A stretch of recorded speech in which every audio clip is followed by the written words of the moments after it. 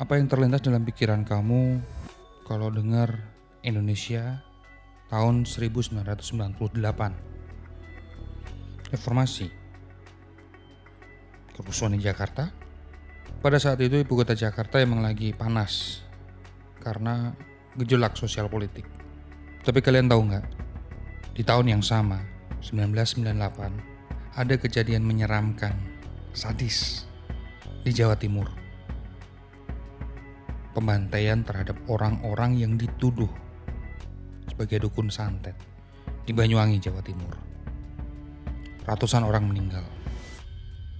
Suasana di wilayah paling timur Pulau Jawa itu sangat mencekam, terutama di sepanjang bulan Februari hingga September 1998. Inilah periode yang akan selalu diingat oleh para keluarga korban. Bayangkan jika kamu pulang ke rumah, membuka pintu, dan di situ kalian menemukan ayah atau saudaramu sudah dalam kondisi yang tak bernyawa. Darah berceceran di mana-mana. Bagian dalam sampai luar rumah juga dirusak. Gimana nggak trauma? Pelaku sampai saat ini masih misterius. Siapa pelakunya? Beberapa saksi mengatakan pelaku berpakaian dan bergerak seperti ninja. Cepat, di tengah kegelapan malam. Pakaian serba hitam dan mereka meneror siapa saja yang masuk ke dalam daftar buruan. Siapa mereka dan apa motifnya? Simak selengkapnya di Persami, Perkemahan Selasa Misteri. Persami bukan jurnalisme data, Persami bukan jurnalisme investigasi. Persami adalah jurnalisme yang bukan-bukan.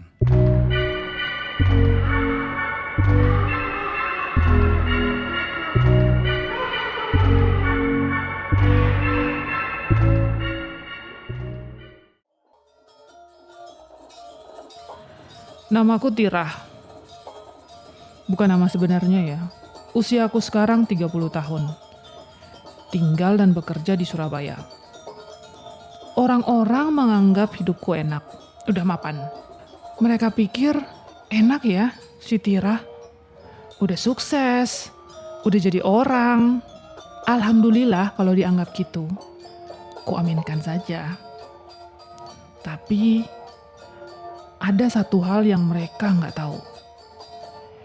Di balik yang mereka anggap mapan ini, aku sebenarnya masih tersiksa oleh satu trauma.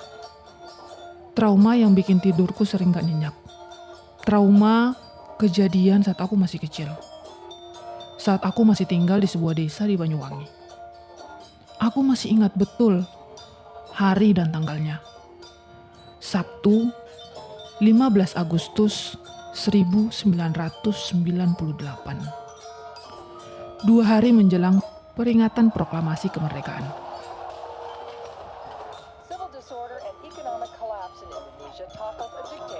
Waktu itu usiaku baru 8 tahun. Aku dengar di berita Jakarta masih ramai karena beberapa bulan sebelumnya ada peristiwa reformasi. Aku nggak tahu apa dampaknya buat desaku. Yang jelas, kejadian ini bersamaan dengan 2 hal penting. Pertama, krisis moneter. Krisis yang menghancurkan hidup banyak orang, gak terkecuali keluargaku. Ayahku dipecat dari pekerjaannya di sebuah pabrik di Sidoarjo. Kami pulang kampung. Menggarap sawah keluarga agar kami bisa bertahan hidup. Kedua, ini yang bikin warga terteror. Rangkaian pembunuhan yang konon menyasar orang-orang yang mempraktekkan ilmu hitam, santet, atau tenung. Waktu itu aku belum paham betul apa yang terjadi. Maklum masih kecil. Aku cuma melihat bapak lebih sering ronda. Ibu menyuruh kami agar cepat-cepat pulang jika sudah selesai sekolah. Malam apalagi, gak boleh keluar rumah. Suatu sore aku lihat bapak lagi benerin pintu. Katanya lagi ngencengin kunci sama masang gembok tambahan.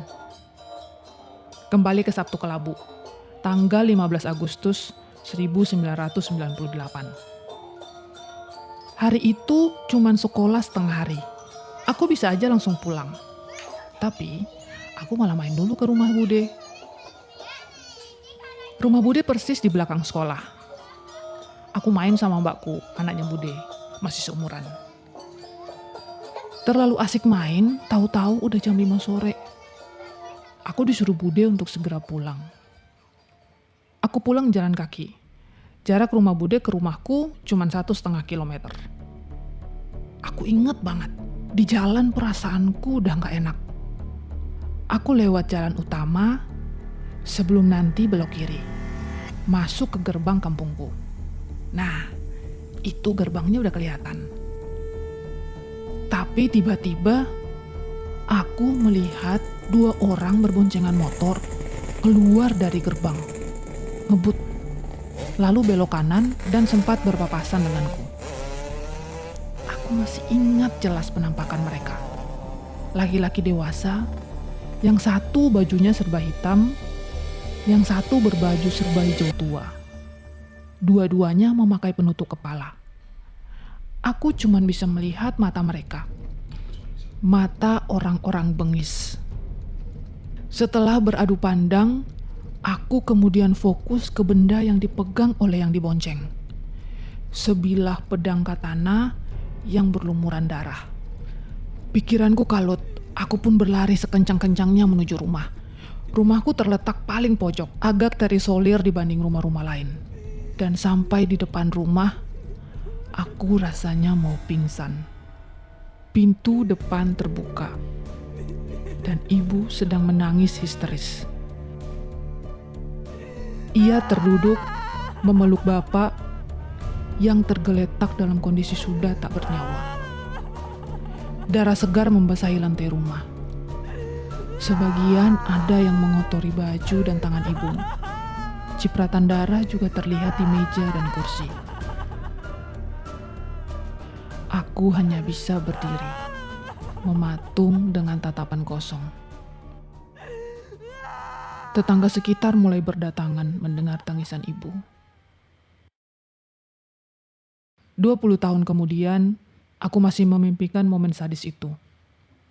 Kadang, di mimpi itu, tanganku berlumuran darah.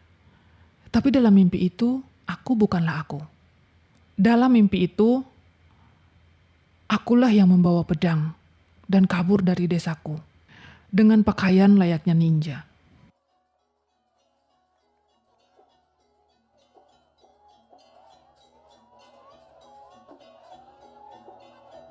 Ada banyak versi tentang berapa jumlah korban tewas dalam tragedi pembantaian dukun santet di Banyuwangi. Pemerintah Kabupaten Banyuwangi menyebut 115 orang.